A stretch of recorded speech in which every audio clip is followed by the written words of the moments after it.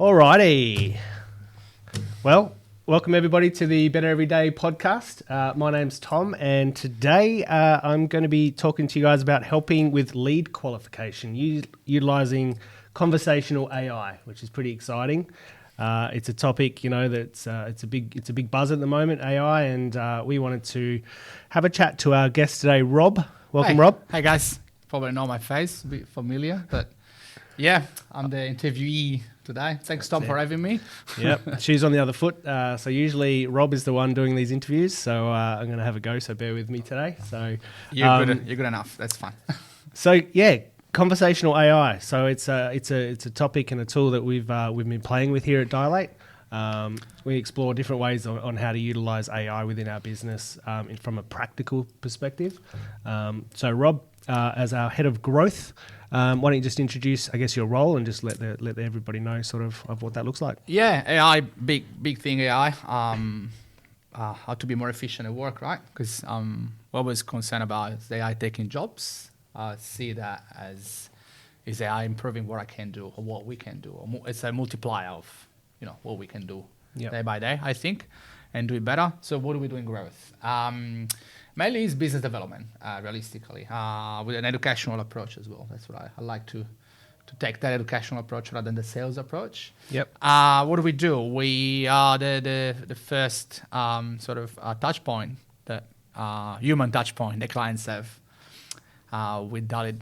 And I like to highlight human, because maybe soon won't be human, but it's the very first human touch point. And basically growth is made of many things. Discovery is one of them, and we discover what people need, and we hear what they have to say. Usually everything starts with a problem. It could be, I want to improve my awareness, I need more leads, I want to have my website positioned. There's always a symptom of something that is not working, or something that they want to achieve, or they want to scale the business. And basically that's what we do. We listen to them and then collect those information, understand if and qualify them, really understand if they're a good fit, and if we're a good fit for them as well. Yep. And then from there the journey sort of starts, whether we say yes or no to them. We say no a lot of times, unfortunately. It's not necessarily a bad thing, but when we say yes, that's when we qualify them. We go through media plans or objectives and what we can do. Yeah. Yep, brilliant. And I guess a big part of Dilate being a marketing agency and walking the talk is the fact that we do have inbound leads coming to the business. Yeah, and it's a blessing, because obviously it's an efficient way and a cost-effective way. We've spent time doing things like this to build our brand, and we do receive those inbound leads. But talk to me about some of the challenges of an inbound business. Practically speaking, what does that look like? How do you manage that situation? Look, the biggest challenge is everyone would love to have that sort of amount of inbound leads coming through. How many do you get? About at the moment probably 120, 130 a month. Yep. Used to be more. Used to be way more. But we changed the website, the language, position the brand. We elevated the brand a bit. So I guess a lot of those leads that we were getting before aren't coming anymore, which is not necessarily a bad thing. So you've used the website almost as a qualifier. It is a qualifier. The language of the website, your content, it is a qualifier. Good thing is you have a constant flow of leads. The bad thing, you can stop it. Yep. So Content tap off. on any given day, you can get 8 to 10 leads, and with leads, you just got to get back to them as soon as possible. So it gets quite challenging sometimes. You can't stop it. You just got to deal with it. And the other issue is probably you can't really decide the qualification. Like you get a bit of a mixed bag, right? Yep. You can get the big business, you can get the startup of people that wants to become entrepreneur, have no idea. So it's good because you get to talk to a lot of people, but you can't help everyone, of course. And it's time consuming. It is time consuming. All right. So, Rob, how many people in the discovery team? We have 2 at the moment.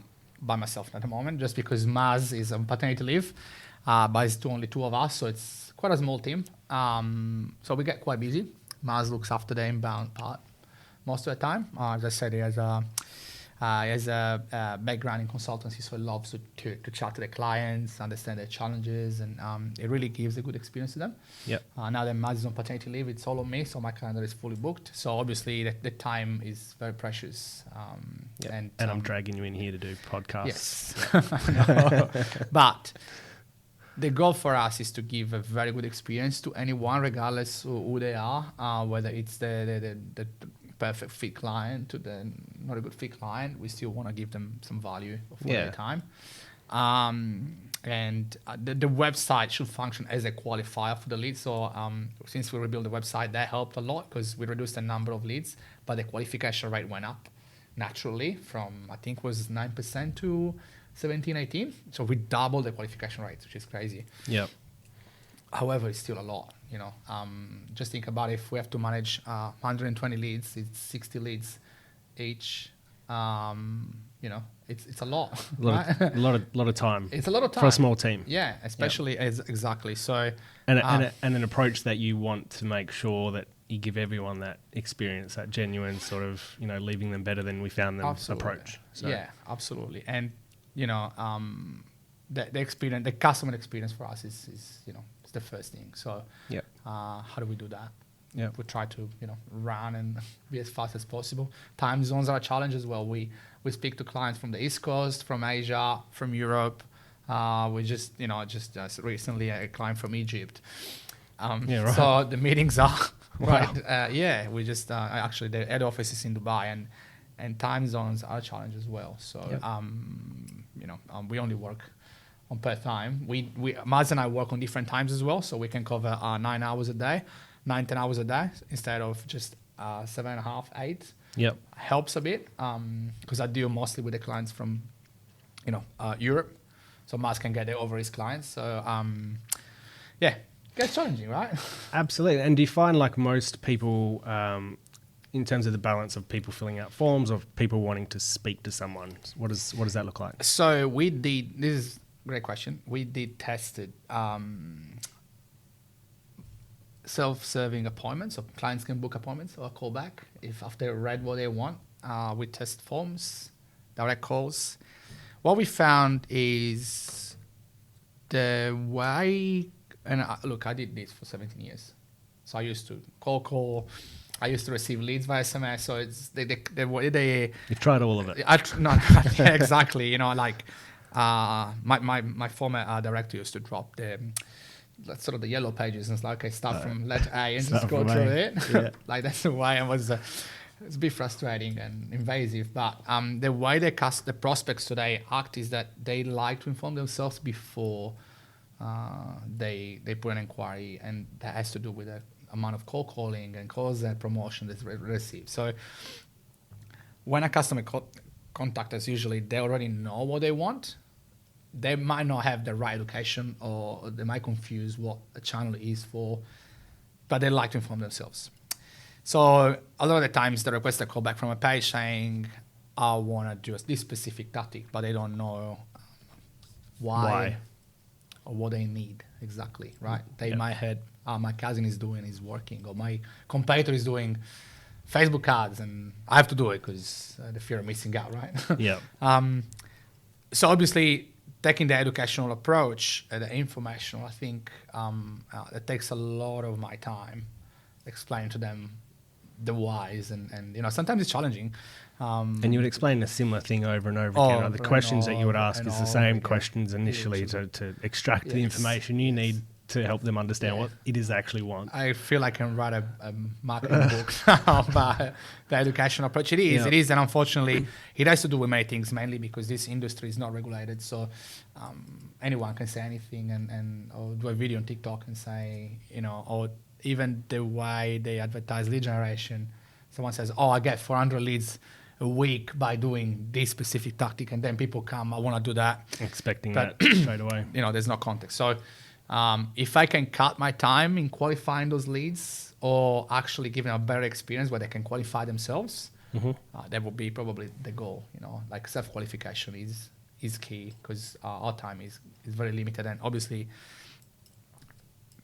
where Dalit is in the journey now, where we do more brand stuff now, more creative part, and serving bigger clients, those bigger clients require way more time to scoping and stuff like that. So Yeah.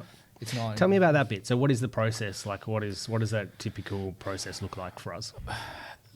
Look, for a small business, so for us, good client will be probably 10 employees to 15, that size company.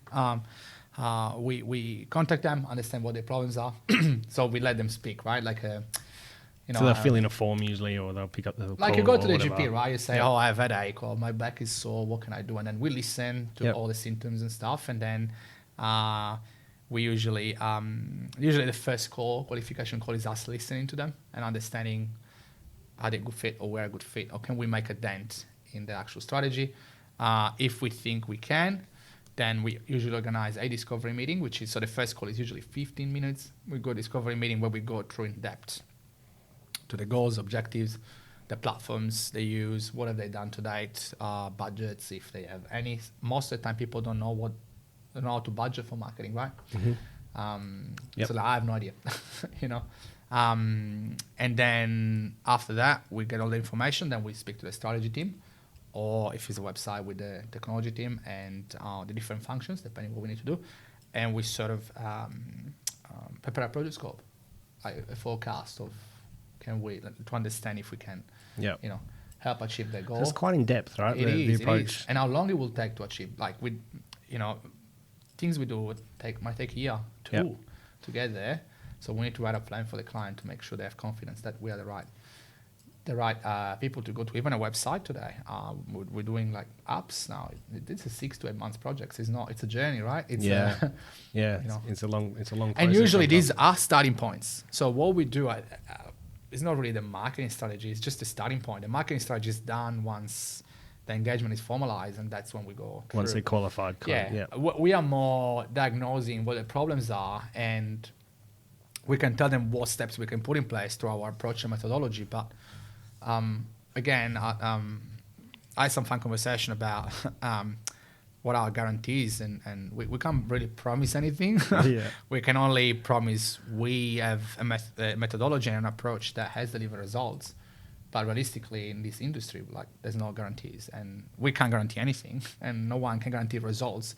I mean, it's just the way we have done things in the last 12 years that is engineered to have to deliver results, but we can't really know the exact number. It's not a perfect science. There's so many variables that comes when it comes to a marketing strategy.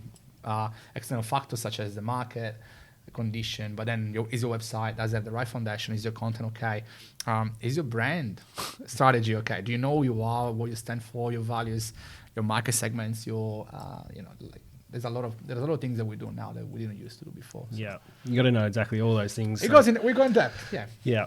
All right. So it seems like there's obviously there's a struggle between sort of balancing efficiency, but then also giving the best experience and respect to every single contact that sort of comes through. If you're saying 120 leads a month, 15 minutes of every one of them is just fact finding. Imagine the efficiencies that we might be able to get by utilizing technology for that part of the process. Yeah. And if we can do that while still giving a really good experience, then the brand is still upheld. And absolutely. Yeah. AI is helping me cut my time in building the project scopes, for instance. Yep. So I get audit from the team, and then I use the audit into AI, and we build a project scope. I help us build customer journey, or potential buyer personas, or understand, like, put micro research in it, and they, and make me digest the micro research better. So AI works very well after the qualification to help me, deliver then the project brief, etc., or the campaign brief. Yep. But if I can cut time before the qualification, that in finding them, the sales qualified lead, because marketing qualified lead, we have a lot, but then from those prospects who are ready to go into a journey with us, that's the sort of time we need to try to cut. Yeah. And 50 minutes, it's good. We learn how to say no. It's very hard to learn how to say no. You want to say yes to everyone, especially small businesses. They say no might make them lose business, but it's not the case. I will say that the right no is much better than 10 wrong yeses, right? Yeah, yeah. And they appreciate it too. Like we've got reviews from people who we've said no to, so they do appreciate the honesty and the transparency. And they come back when they're ready. When they're ready, yeah. We have strategic partners that we can refer them to. Agencies that don't want to play in the market we play. They play in a smaller market, and they're perfect for the one-man band tradie or clients that are in a specific vertical that we can't serve really. Yeah. So we're using AI in certain parts of the process at the moment, but now I guess the topic for today is this conversational AI piece. What is it about that in particular that excites you? How do you think you're going to be able to implement that in your day-to-day? It's very exciting because first of all, it can be trained to speak on brand, can be trained to give answers to any question, not just because I know a lot of questions, but we can add more and more and more. We can train them with we record every meeting with AI. We can upload all the meetings, and then AI can learn what we say and when we say that, when a client is a good fit. Or so every concern or every possible can be addressed, pain point that the client has over time can be captured. It can be captured, and you have some chatbots now in some websites where you can write and stuff. I think it's valuable.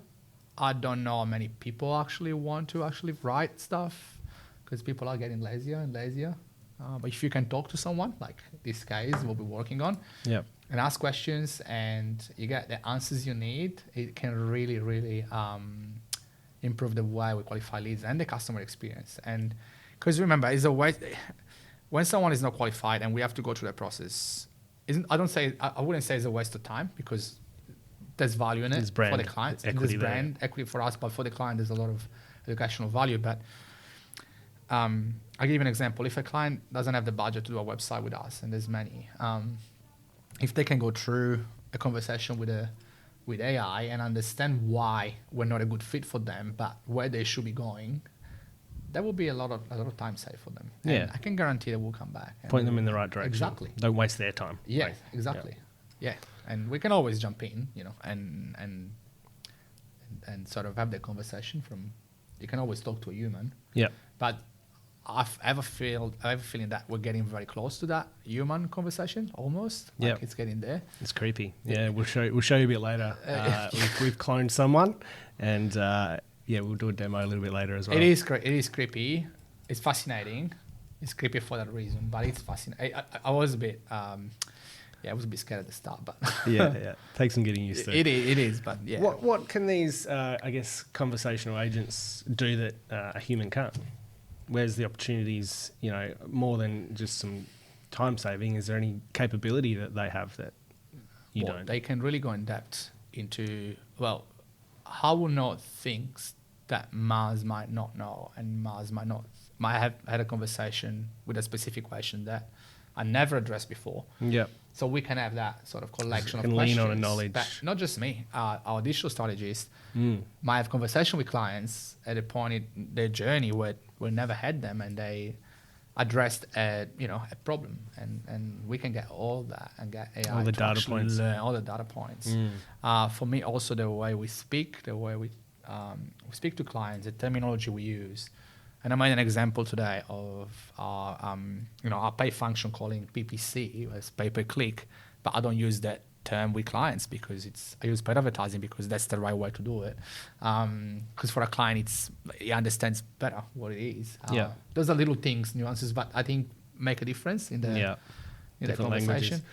I think the big one for me is also the fact that these agents they're 24/7. Oh yeah, which and on leave, or like Maz is on leave at the moment, so you could turn that on to support if you needed to. Absolutely, but you said because you said to me beside time, so that's why I didn't mention it. But they can converse a scale with 1,000 people at the same time, and give the same amazing experience.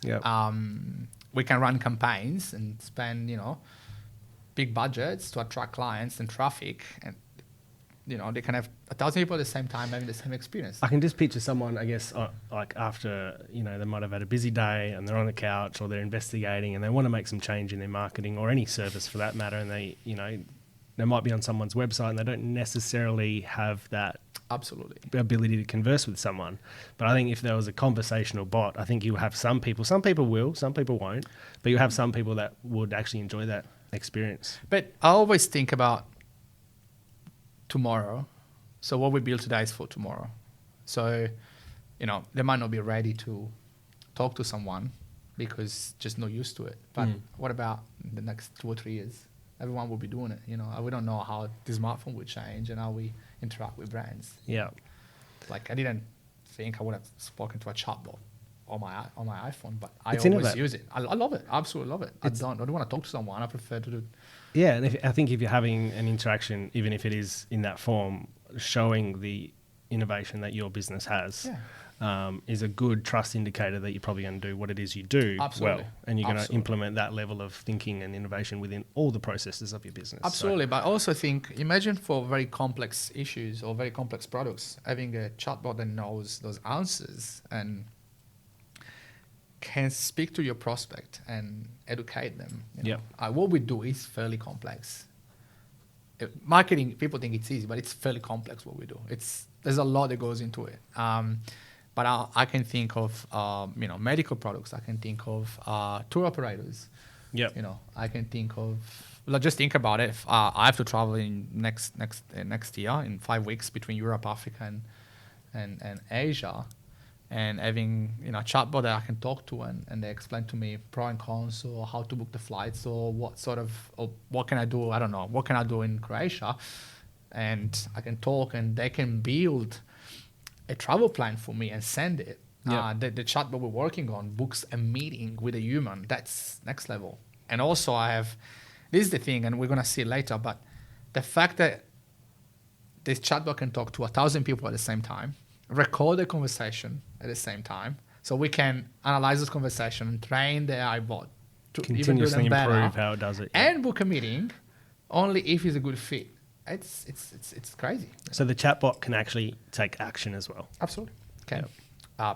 And again, it's a beta version of it, but book the meeting in my calendar. So it's great. Qualified them, took the call any time of the day, qualified them potentially, and then slotted something in the calendar. So massive time saver. Huge, Yep. huge, and amazing. And there's no the best part is there's no emotion as well, because remember when prospect call us, there's a lot of emotion. There's a lot of there'll be conflict because someone might have had a bad experience with marketing, or there's the client that calls you, how much do you charge for this, without even wanting to talk about their business. And once you have 15 to 20 calls in a day, whether you like it or not, you're affected by it, right? Yeah. Your mood can be affected. And every day, I always having It's this chips, sort just of chips, like smile chip, and chip, talk. chip, Yeah, chip. Yeah. it's good. So Awesome. All right, so let's talk for a second then. So we obviously talked from a discovery or a sales point of view. Like, how else do you think a conversational bot would be able to be utilized in a business? Like any other industries that you see potential for, or any other functions within a particular business that it could be used for? I don't see any business not needing something like that. Like everyone eventually would have something like that. I would need something like that. Yep. Because you have an employee there that has a super brain and knows the ins and outs of your business, knows your brand, knows what you stand for. Why would you not have it? Yeah. Like, there's no... I can't think of any business that don't need it. I can tell you probably, like automotive, for instance. Let's talk about automotive.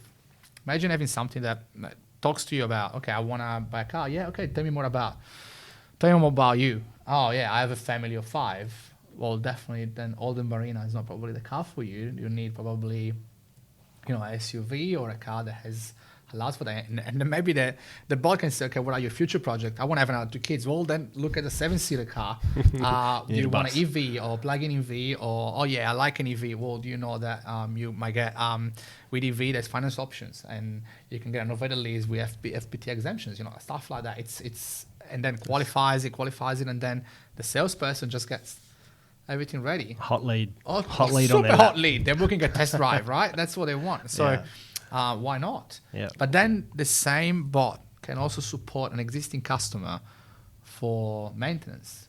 Support. Hey, there's this sound in my car. Oh, let me check. This could be the possible causes. Tell me more about it. And then the mechanic diagnosing tool kind of thing. The mechanic will see that and say, okay, cool. This is what you said, and you know, it's a customer service operator really. Yep. You know, and again, can manage conflict very well. It's pretty crazy, isn't it? When you actually start thinking about it for a second, the applications that you could use, like using it for support, obviously, if someone has questions or, you know, needs information, like whether it's a, you know, I need a 7-seater, or what, you know, how many kilowatts is this engine, or like all those different things that could just, you know, off the cuff provide that. But like even anything qualifying. So think about it. Recruitment is a massive challenge that every single business has. If there was a way to filter or qualify applicants that came through, it's the same principle. It's a series of programmable questions and data that's important to you for the best candidate. And you can have the piece of technology just take a bit of the legwork out of things to make it easy for whether it's your sales team or your people operations team to get really high quality, you know, opportunities and use their time for the most important things. Absolutely. I just thought about now, university, TAFE, 18-year-old person, hey, I don't know what I want to do with my career. Okay. Hey, I can say, what's your passion about? What are you passionate about? Oh, have you thought of these courses or this careers path? Imagine that. Imagine university, imagine, I don't know, ECU having that, and then you can show you all the courses, and you can ask about, you know, the fees, the career paths, and then I can go in depth, and then you're ready, you know, and then the person there is going to do the, you know, orientation there, or already have the profile of that person, you know, and is this the right fit for me? Because that's what I love about it. It's the client is auto-qualifying, client or prospect or candidate, they auto-qualify themselves. And I think from a sales point of view, they feel in control of their whole experience, which for me is huge. Yeah, that's why for us it was big to let them book the meeting, and that's why we actually send the link now so they can book them. They feel in control. They can decide when to call. There's an actual outcome from it. 3 years ago, there's a lot of conversation about this, but 3-4 years ago, clients put inquiry, gotta pick up the phone and call. And then they're busy and stuff, and I'm busy, I'm in a meeting. Now we send a link. They're in control of when you're ready. I put the time aside to talk to you. So when you call them, they're not rushing. You can take your time. So imagine with this, they can actually talk to this tool, and then, you know, okay, I'm convinced, I'm in control. I'm convinced that you are the right partner. I want to speak to a human to understand a bit more, because the AI tool doesn't scope. They just do a very education, like it's more education and understanding client fit. You know. So if you think about it then from a sales point of view, if you pick up, you know, those people that are sitting on the couch that, you know, that they're not within business hours, there's nobody really to talk to. They have a good interaction, you know, and then you can also pick up people who, you know, just didn't otherwise. You know, you might call them back and you might have a really good process, and you've called them straight back, and like you said, they're not ready to talk. They've just popped it. They've put a message in on the way to the shop or something. If you can pick up out of, you know, we've got 100, 150, whatever it is, you pick up an extra 3 or 4 opportunities there, an extra 3 or 4 opportunities there. It's a huge difference that it can make difference for any business. Huge difference. But I don't see why the bot could be in a boardroom with the different function. People are just talking to them and understanding from a, you know, accounting point of view, how do you handle your invoices, or can you tell me your terms and conditions, and then you have your finance, you have your, you know, all the different head of functions in there speaking to the same bot, and then like it's amazing, right? Well, we better see this thing in action, hey? What do you reckon? We let's see how it goes. So let's do it. We've done a clone of Rob. This might be the very first Italian conversational chatbot. That's in the market, which, the creepy part.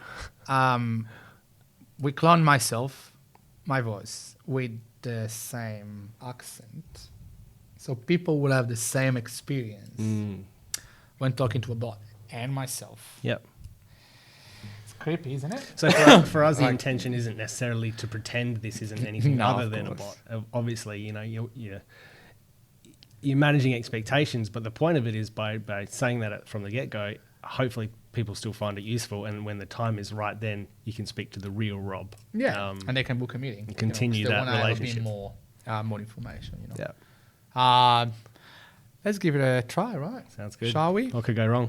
Okay, let me put the volume up, and I hope our content team here can check the volumes. I might just point the mic at my computer. Give me a second. Actually, no, I'll leave it here because I have to hear my voice. But yeah, awesome. Ready? Hi there. Hi. I'd like to know more about your marketing services. Sure. We offer a range of marketing services like brand strategy, growth-driven campaigns, and web development. What specific area interests you the most? Well, I'm struggling to get more leads, and I'd like to have more consistent flow of leads. What would you recommend for my business? It sounds like you need a solid lead generation strategy. We could look into targeted campaigns, optimizing your website, or even content marketing. What kind of business do you have? I am the dealer principal in an automotive dealership. I sell cars. Got it. For an automotive dealership, focusing on local SEO and online ads can be really effective. You might also consider engaging with potential clients through social media. How have you tried to attract leads so far, Preeti? At the moment, I try Google AdWords and Facebook campaigns, and we have soft leads like downloading a brochure, but we want to have more hot leads, people ready to buy or try to book a test drive. That makes sense. Targeting warmer leads can involve strategies like retargeting ads and offering special promotions for test drives. Have you tried any personalized email follow-ups for those who downloaded the brochure? No, I haven't tried that yet. What can you do with emails? Do you offer any services?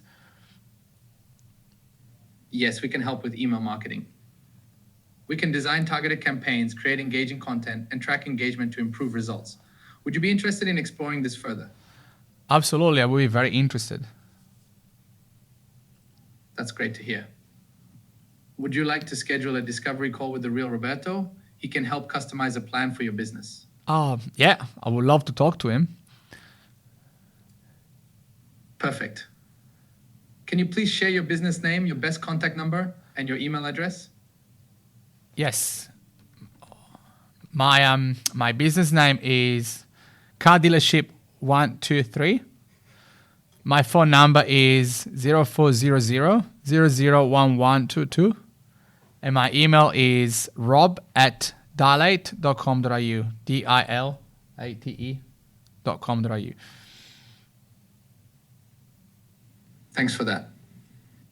Just to confirm, is your email rob@dilate.com.au? Yes. Awesome.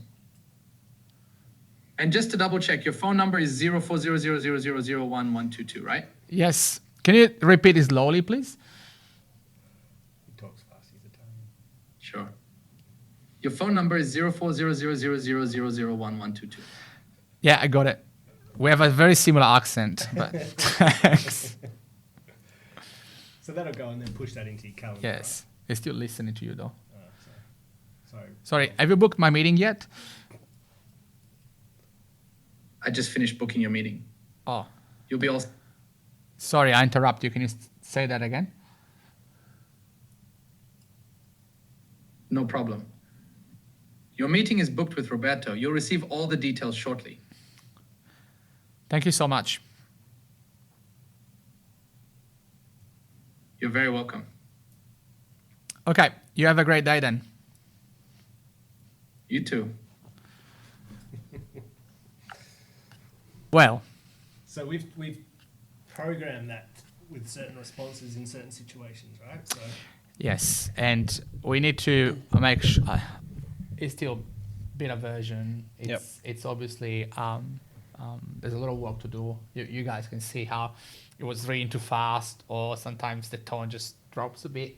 So there's a lot of work to do that comes in the background, but I think we are, and well, the meeting is already booked, so Yeah, it's it's insane, right? It's so good. Yeah. And I have the transcript of this conversation available for me, so I know exactly what Roberto from the car dealership needs, and I can draft a plan now because I know they are what they need, and when I speak to them, I already have some solutions. So the client obviously feel heard as well. That Yep. It's not just a conversation with someone that you have to repeat everything. No, it's already. Yeah, I mean it's clearly you're talking to an agent like a bot, but at the end of the day, I like how it actually prompted for email. Like it actually gave suggestions and prompted you to think about something that you might not have otherwise thought about. If you've come to an agency knowing a certain product or service, and it can sort of explain, how others might fit and give you a different way of thinking, then it gives the real Roberto, once you get that calendar, something to talk about. Absolutely. Further, so. No, I think it was like a great way to interact with the brand, in my opinion. Obviously you can train the bot to even propose more, ask more questions, more qualification questions. So for me, it did very well here. Like was a perfect way to sort of do this conversation. How long do you think it's ready? How much longer do you reckon? I think very soon. We are in the new year sometime. Yeah, we're crash testing it. Yep. Which means we're really, really, really trying to make it fail, and it did fail a lot at the start. But I think, and I mentioned to you before, just it's good to openly speak about mistakes. Last week, I tried to book an appointment at 1 p.m. and he told me that Roberto was available at 9:30 a.m. To 5 p.m. Obviously, it's a mistake because you can't book meeting in the past. So that was noted and fixed. But the thing with these is as well, you can connect them right through data points, APIs to different sources of information, whether it's a knowledge base or whether it's technical data or whether it's probably, some sort of time. We've got to get to a point where, they can really connect to a software and ask for the URL and I'm just thinking, link it to SEMrush, what's your URL, and then they can just read whatever they see in that moment and tell the client, hey, it looks like, your branded searches are way too high. You're not ranking for unbranded searches, and then already gives clients value with that. So brilliant, exciting. Very good. Well, hopefully, you guys got something from that today. I know we are an inbound agency, so Rob's probably got about 10 emails in his inbox. But thanks very much, Rob, for having a chat to us today about conversational AI. And I'm really excited to see where this thing goes. It's going to be a fun 2025, hopefully implementing some of this for our clients and solving some problems. Before we give it to our clients, we always test it on us. 100%. So that's the... Yeah, we'll break it. We'll break it first. Whatever we do for ourselves, we can give it to client. We are the ones that are going to... The guinea pig. Exactly, we're the guinea pig. So stay tuned. We're going to release some stuff on our socials about it. And maybe we'll have more than one bot. We'll have a Muzz bot, a Rob bot, a Body bot, Tom bot, depending when you're talking to. They can all talk to each other. Yeah. It'll be great. All right. Thanks very much. It was great. See ya. Next one. Check. Bye.